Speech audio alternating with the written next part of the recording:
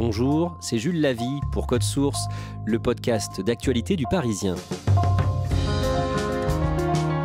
Le procès des attentats du 13 novembre 2015 se poursuit à Paris. Dans l'ancien palais de justice, 20 hommes, dont 14 présents physiquement et 6 par défaut, sont jugés depuis le 8 septembre et jusqu'au mois de mai pour leur participation présumée à des degrés divers au pire massacre commis en France depuis la Seconde Guerre mondiale.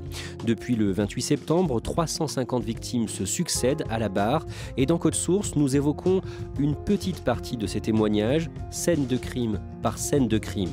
Aujourd'hui, les terrasses des 10e et 11e arrondissements de Paris. En une vingtaine de minutes, 3 terroristes y ont fait 39 morts et des dizaines de blessés.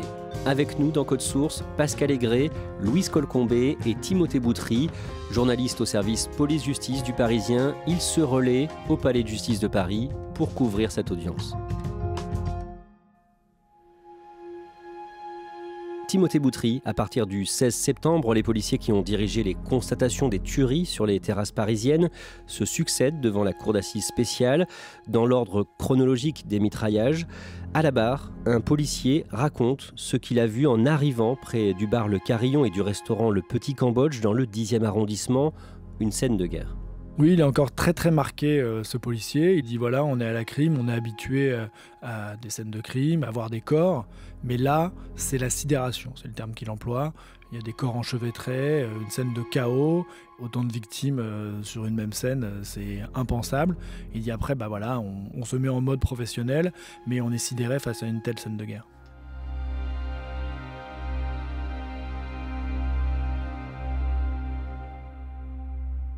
Le lundi 20 septembre, témoigne le policier qui a supervisé les constatations au bar La Belle Équipe dans le 11e arrondissement, au 92 rue de Charonne. Patron de la brigade criminelle de Versailles, à ce moment-là, il est missionné en renfort ce vendredi 13 novembre 2015. Il se souvient d'abord des rues désertes quand il roule vers La Belle Équipe.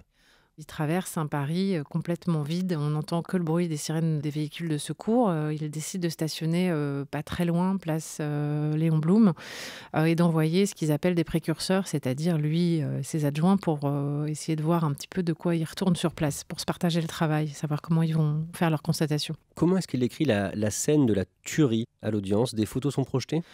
2 photos sont projetées. Ce qu'il découvre, en fait, c'est d'abord la terrasse de La Belle Équipe où il y a des corps allongés sous des draps très colorés que les voisins ont apportés pour essayer de rendre un peu de dignité aux personnes qui sont mortes. Là, il y a 13 victimes tuées sur le coup. Et la deuxième photo, ce sera la photo de corps également. Alors ça, ce sont 6 autres victimes qui sont mortes un petit peu plus loin. On aperçoit des chaussures, des touffes de cheveux, et évidemment c'est très difficile pour les proches qui sont dans la salle. Les terroristes ont tiré des dizaines de balles. Les terroristes ont tiré plus de 160, entre 160 et 170 balles. Il y avait des impacts absolument partout, dans le sol, le plafond, la vitrine était complètement explosée. Et il y a même un voisin à une centaine de mètres de là, au 2e étage, qui a retrouvé un projectile chez lui. Une vidéo est projetée à l'audience. Qu'est-ce qu'on voit sur les images ? En fait, c'est pris du 6e étage par un voisin. On distingue 2 silhouettes. En réalité, on saura plus tard que le commando, ils étaient 3. Une voiture a arrêté en travers de la route et 2 types qui, visiblement, là ça se voit, ne portent pas de cagoule et tirent. Et ce qu'on entend, c'est surtout, parce que c'est quand même assez filmé d'assez loin, c'est le son des kalachnikovs. Ça tire beaucoup. Et à la fin, ils partent en criant « Allahu Akbar ». Ça, on l'entend pas. En fait, c'est précisé par le parquet national antiterroriste. On entend un cri, mais qui n'est pas audible. L'analyse de cette vidéo montrera qu'effectivement, ils ont crié même 2 fois « Allahu Akbar ». Les rescapés, les familles de victimes peuvent poser des questions à ce policier, par exemple sur le temps qui s'est écoulé entre l'attaque précédente à la Bonne-Bière et à Casa Nostra et celle de La Belle Équipe. En effet, il s'écoule entre eux, alors certains ont dit à l'audience 9 minutes ou 14 minutes. Donc, qu'ont fait les terroristes dans ce laps de temps ? Et surtout, la question des familles, c'est mais est-ce que le véhicule n'aurait pas pu être repéré et la fusillade suivante empêchée ? C'est ça qu'ils ont en tête. D'après le policier, les terroristes cherchaient une terrasse particulièrement bondée pour cible. D'ailleurs, ils sont d'abord passés devant La Belle Équipe. Ils ont fait demi-tour devant le bar, le petit Bayona qui servira de poste médical avancé, et ils sont retournés mitrailler la Belle Équipe où il y avait une 60aine de personnes qui fêtaient ce soir-là plusieurs anniversaires.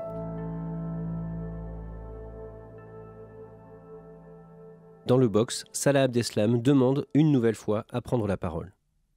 Il se trouve que sur la vidéo, l'un des deux assaillants, c'est son frère, Brahim Abdeslam, celui qui se fera sauter ensuite au comptoir Voltaire. Donc il dit oui, je veux faire un commentaire. Si on sort ces vidéos de leur contexte, on ne peut que les désavouer, mais il faut comprendre que nos frères sont partis en Syrie vivre tranquillement leur religion et que vous êtes venus les massacrer. On peut se faire la guerre, mais la porte du dialogue est toujours ouverte. Et là, le président l'interrompt en lui disant « Écoutez, monsieur Abdeslam, on ne voit pas très bien en quoi aller massacrer des civils sur une terrasse est une porte ouverte au dialogue. » Pascal Aigret, un peu plus tard, ce jour-là, vient à la barre le policier qui a dirigé les constatations au comptoir Voltaire, là où le terroriste Brahim Abdeslam s'est fait sauter à 21h40, et une vidéo de ce moment est diffusée. Elle est prise de l'intérieur du comptoir Voltaire et on voit un homme totalement lambda avec une veste remontée jusqu'en haut du col qui rentre dans le café, qui bouscule un petit peu la serveuse, qui se retourne et là, qui explose. Alors cette vidéo, elle provoque un haut de stupéfaction dans la salle d'audience parce qu'on ne voit pas de sang ni rien. Voilà, c'est quelqu'un comme tout le monde a priori qui rentre dans un café pour commander un café. Comment réagit Salah Abdeslam? C'est donc son frère qu'on vient de voir. Cette fois-ci, il ne redemande pas la parole. Timothée Boutry, après les policiers, c'est au tour des rescapés de s'exprimer devant la cour d'assises spéciale. Parmi les témoins, le mercredi 29 septembre, Maya, une architecte de 33 ans, qui était avec son mari au Carillon le 13 novembre. Maya, elle a vraiment été bouleversante. Elle était à la terrasse du bar avec son mari, Amine, architecte comme elle. Ils s'étaient rencontrés à l'école d'architecture, et 3 amis. Son mari est mort et 2 de ses amies sont mortes, 2 sœurs jumelles. Il ne restait plus qu'elle et le dernier membre du groupe. Alors elle raconte aussi, évidemment, comme tout le monde, l'attaque, les tirs. Elle s'est réfugiée au bord entre le caniveau et une roue de voiture, elle indique. Elle va être grièvement blessée aux jambes, elle va prendre des balles dans les jambes. Et elle dit qu'elle sent la mort derrière elle parce qu'en fait, il y a quelqu'un qui est allongé derrière. Elle ne le voit pas, elle entend que ce sont ses derniers souffles, ses râles. Et elle dit « Je ne connaîtrai jamais son nom, mais pour moi, ça restera le symbole de ces anonymes qui sont morts lors de ces attentats. » C'est un témoignage extrêmement fort. Maya précise qu'aujourd'hui, elle a retrouvé un amoureux qui la soutient et la supporte, pour reprendre ses mots, mais elle est loin de vivre comme avant. Elle se sent extrêmement seule, en fait. Et c'est un syndrome qui est bien identifié, qui s'appelle le syndrome de Lazare. En fait, on peut être très entouré, mais en même temps, elle se débat seule face à ce traumatisme, face à ce vécu absolument effroyable qu'elle a vécu lors de cet attentat. Le même jour, 2 femmes viennent rendre hommage à leur sœur tuée devant le Carillon. Une femme qui était en train de conduire sa voiture et qui était bloquée par la voiture des terroristes. Alors il y a une de ses sœurs qui témoigne, qui était présente dans la voiture avec son enfant, et en fait la voiture a été mitraillée. Elle et son enfant vont survivre, mais par contre sa sœur va être tuée par les balles de Kalachnikov du commando terroriste. Donc c'est vraiment un bouleversement total pour toute cette famille et une grande peine évidemment. Il se trouve que ces 2 femmes sont de confession musulmane. Raison pour laquelle Salah Abdeslam va prendre la parole et dire voilà, j'entends qu'effectivement il y a des victimes musulmanes, mais c'est pas ce qu'on avait prévu. Nous on était venus pour tuer des mécréants, et s'il y a des musulmans qui sont morts, eh bien c'est un regrettable accident. Timothée Boutry, le lendemain, un homme de 57 ans prénommé Claude prend la parole. Le 13 novembre, il était à l'intérieur de la Bonne-Bière, grièvement blessé à une jambe, il s'est vu mourir. Ensuite, il lui a fallu des mois pour réapprendre à marcher. Ancien inspecteur du travail, Claude s'est reconverti dans le milieu associatif pour essayer, dit-il, de venir en aide aux jeunes de quartiers défavorisés. Pendant son témoignage, à un moment, il s'adresse directement à Salah Abdeslam qui avait parlé de dialogue possible 10 jours plus tôt. Il va dire, moi, je vous considère comme des êtres humains, ce qu'ils sont évidemment, ce sont des accusés. Il dit, vous avez un cœur, vous avez des sentiments, vous êtes jugés. Et ce dialogue, moi, je veux bien l'entamer. Je suis même prêt à aller en prison pour vous voir. Mais il dit, le dialogue, le pardon, ça se mérite en fait. Il faudra que vous fassiez un pas vers moi, et moi aussi, il faudra que je fasse un pas vers vous. À partir de ce moment-là, alors ok, on pourra dialoguer, on pourra échanger, toujours dans cette idée de comprendre et de réparer après un événement aussi effroyable. Louise Colcombé, le vendredi 1er octobre, vous racontez dans Le Parisien l'histoire de Juliette, 23 ans en 2015. Elle avait ce soir-là son premier rendez-vous avec un certain Cédric à la Belle Équipe. C'est quelqu'un qu'elle a rencontré sur une application de rencontre. C'est leur premier rendez-vous. Elle ne connaît pas le quartier. Lui, elle ne le connaît pas vraiment. Elle ne connaît pas le bar. Bon. Ils ont à peine le temps de s'installer. Elle insiste pour être vraiment en terrasse parce qu'elle est fumeuse. Et donc, la fusillade démarre et tout ça se passe très vite. Elle se plaque au sol avec Cédric, mais lui, il est touché et il va décéder sur place. Est-ce qu'elle a pu parler avec la famille de Cédric ? Elle-même n'a jamais réussi à parler aux parents de Cédric. Le lendemain, en fait, elle avait dit aux policiers, elle avait donné l'identité de ce garçon en disant « il est décédé » et elle voit sur Facebook qu'en fait, ses parents le cherchent. Et là, elle est avec sa propre mère et elle lui dit « s'il te plaît, maman, je t'en prie, appelle-les, t'es une maman. » Et c'est sa mère, à elle, qui va devoir appeler les parents pour leur annoncer la nouvelle. Et elle-même a voulu écrire une lettre 1 an après. C'était aussi presque l'anniversaire de Cédric. Elle a écrit une longue lettre aux parents pour expliquer qu'elle se sentait coupable. Mais elle n'a jamais pu envoyer cette lettre. L'assesseur, donc, qui assiste le président de la cour d'assises, lui dit immédiatement « mais vous n'y êtes pour rien, vous n'êtes coupable de rien ». On sent que même 6 ans après, c'est une notion qu'elle n'a pas encore intégrée. Et voilà, elle était en larmes et c'était assez bouleversant.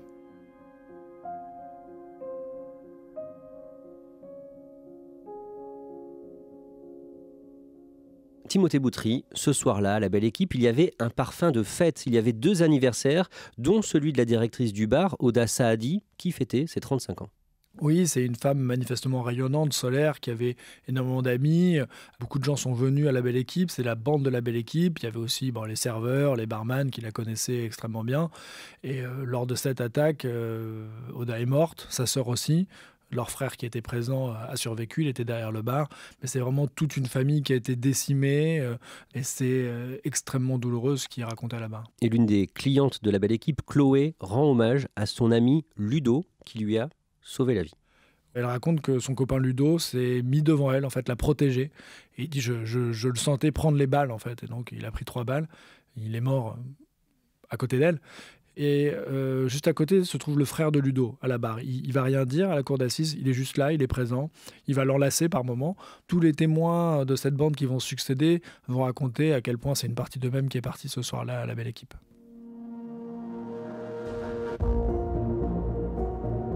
Pascal Aigret, le mardi 5 octobre, les proches, les parents des personnes tuées à la Belle Équipe viennent témoigner à l'audience. Des photos des hommes et des femmes disparus sont projetées. Chaque fois qu'une famille arrive à la barre, il y a presque un côté cérémonie d'hommage, ou comme quand dans une messe, on a la photo du défunt sur un petit livret. Mais là, ce sont des photos qui sont projetées sur grand écran, sur tous les écrans de la cour d'assises et derrière la cour, en grand format. On y voit, par exemple, Justine Dupont attablée devant un verre en terrasse. Elle sourit, elle a des joues sympas, toutes rouges. Et puis d'autres encore, comme ça. Le compagnon de Justine Dupont, qui avait 34 ans donc quand elle a été tuée à la Belle Équipe, Grégory, vient témoigner. Est-ce que vous pouvez d'abord nous le décrire ? Grégory, c'est un homme très grand. Il est longiligne, maigre, mâchoire carrée. On a l'impression vraiment qu'il est en colère.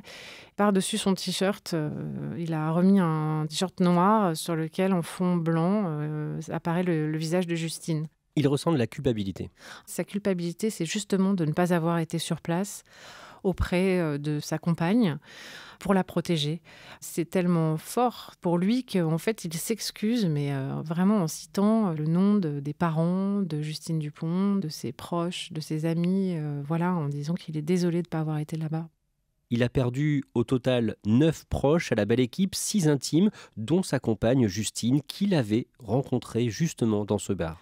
Oui, en fait, c'est un couple, d'après lui, improbable, parce qu'il raconte vraiment avec beaucoup d'émotion et longtemps la manière dont, finalement, c'est Justine qui a conquis son cœur, alors qu'il sortait de lui-même d'une rupture, et puis que c'était une fille tellement joyeuse. En fait, c'est une grande déclaration d'amour pour cette femme. Il le dit d'ailleurs, le problème, c'est que ma Juju, je l'aime toujours, ses câlins, ses bisous me manquent. Grégory s'était installé avec Justine dans un appartement de Seine-Saint-Denis. Il raconte que depuis 6 ans, il ne dort plus que sur le canapé et il ajoute qu'il aurait aimé avoir un enfant avec elle. Il ajoute ça dans un contexte particulier. C'est justement quand il dit qu'il aurait voulu être là-bas pour la protéger, il aurait voulu aller lui dire « je t'aime et je voudrais qu'on ait des enfants ». Et en fait, il mentionne le fait que dans la salle de bain, parmi du linge sale aussi qui restait de sa compagne, il y a aussi un test de grossesse dont il n'a jamais osé regarder le résultat. Et il rajoute « peut-être pour ne pas savoir que je n'ai pas perdu un être aimé, mais peut-être deux ».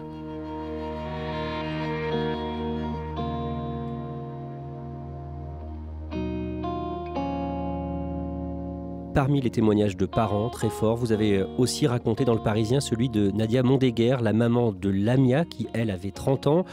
Nadia habite pas loin de la Belle Équipe et le 13 novembre, elle a entendu les tirs. C'est vraiment une famille qui s'est installée dans le 11e. Ils y vivent depuis plus de 40 ans. Elle est égyptienne d'origine. Lui, le papa était breton. Et leur fille, elle l'a décrit d'ailleurs comme une fille du 11e. Lamia, c'était une fille du 11e. Et ce soir-là, pour un rendez-vous amoureux qu'elle avait caché à sa maman, elle avait choisi d'être à la terrasse de la Belle Équipe. Et la Belle Équipe, c'est à quelques centaines de mètres de la maison familiale, où elle n'habitait plus, mais elle habitait pas loin, en coloc, aussi avec une amie. Et ce soir-là, en ouvrant les fenêtres de sa cuisine, Nadia Mondéguer entend ta, ta, ta, ta, ta.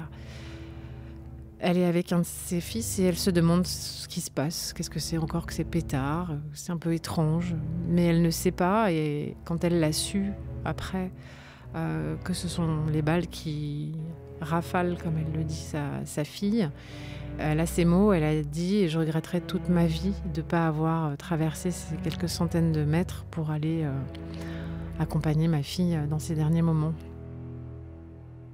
Elle se souvient d'une expérience plus que douloureuse à l'IML, l'Institut médico-légal de Paris. L'Institut médico-légal de Paris, pour les familles, apparemment, ça a été vraiment très compliqué. Et notamment parce qu'on présentait les corps derrière une vitre pour l'identification et qu'en l'occurrence, on lui présente un corps qui n'est pas celui de sa fille, mais qu'elle veut tellement que ce moment aille vite et que ce soit terminé, qu'elle reconnaît sa fille et qu'elle entend une amie de sa fille dans le couloir qui est en train d'engueuler un personnel en disant « mais ça n'est pas Lamia, cette femme qui est là n'est pas Lamia ». D'autant qu'il y a une autre famille qui est en train de se rendre compte aussi, pas loin, et de chercher sa fille, que celle qu'on leur a présentée n'est pas non plus la bonne. Donc elle ne signe pas le papier, convaincue par les amis de sa fille, dans un état second, et elle dit, après elle se décrit sur le pont d'Austerlitz en train d'appeler pour le dentiste, pour avoir le dossier médical de sa fille, pour prouver à l'Institut médico-légal que ça n'est pas sa fille, alors que ça devrait être l'inverse. Ça aurait dû être à l'Institut médico-légal de lui présenter la bonne personne. Elle dit aussi que le père de Lamia est mort de chagrin. Elle en parle 2 fois. Elle en parle au début de son témoignage, de sa déposition, en disant « Jean-François, mon mari n'est pas là », alors qu'il s'était constitué partie civile, qu'il était très investi. Il a fait partie avec elle des membres fondateurs de l'association 13-11-15. Et on comprend plus tard dans sa déposition, elle le dit, qu'il est mort de chagrin. Il est mort en début 2020, en fait. Elle explique avec des mots vraiment incroyables que quand il a appris la mort de Lamia, c'était sa petite coccinelle. Elle a vu son regard et qu'elle a vu la tristesse l'envahir, le frapper très loin. Il y a une chose qui interpelle Nadia Mondéguer, c'est que les tueurs, les terroristes, avaient le même âge ou presque le même âge que sa fille. En fait, elle se rend compte que certaines des dates de naissance, c'est 1985, c'est l'année de naissance de sa fille. Elle dit, mais ce sont nos enfants. C'est notre société qui a fait grandir aussi ces personnes. Nadia Mondéguer raconte aussi un voyage qu'elle a fait seule en Égypte, au Caire, une ville qu'elle avait montrée dans le passé à Lamia. Elles étaient allées entendre la voix des muezzins, l'appel à la prière. Il y a plein de mosquées au Caire. L'appel à la prière, c'est magnifique. Elle arrive à retourner sur place, à l'endroit où toutes les deux l'avaient entendu. Un policier veut un peu l'empêcher d'accéder et puis elle finit par lui dire « mais voilà, moi j'ai besoin d'être là » parce qu'elle lui raconte en arabe. C'est la première fois qu'elle raconte ce qui lui est arrivé. Il est arrivé à sa fille en arabe. Elle dit « ça, j'en avais besoin » et le policier lui dit « mais les 130 morts des attentats dont vous parlez, ce sont des shahids, des martyrs. » Et elle me dit « mais finalement, je me réapproprie ce mot ». Et elle entend ce « Allahu Akbar, Dieu est grand ». C'est le Dieu est grand des vivants, pas le Dieu est grand mortifère de ceux qui le crient en assassinant des gens.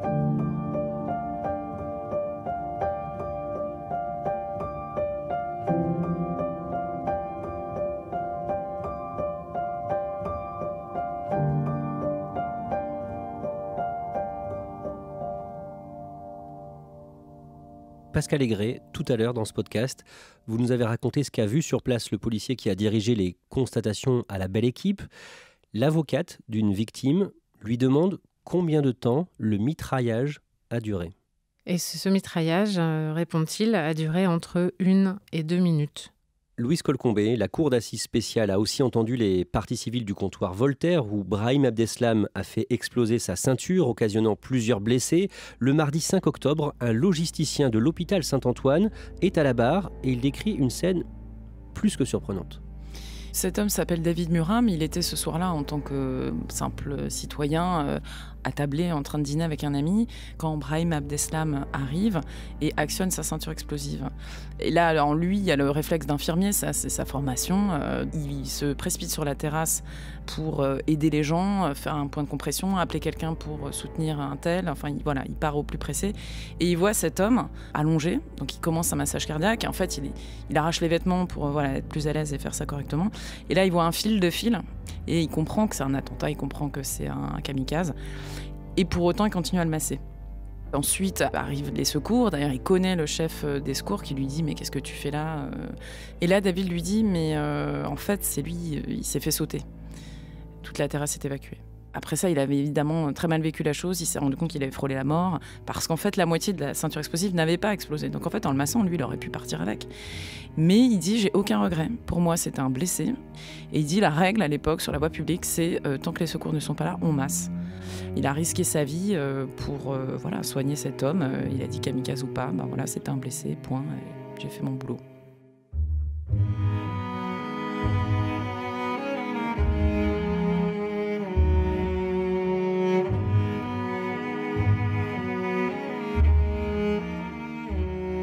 Merci Pascal Aigret, Louise Colcombé, Timothée Boutry.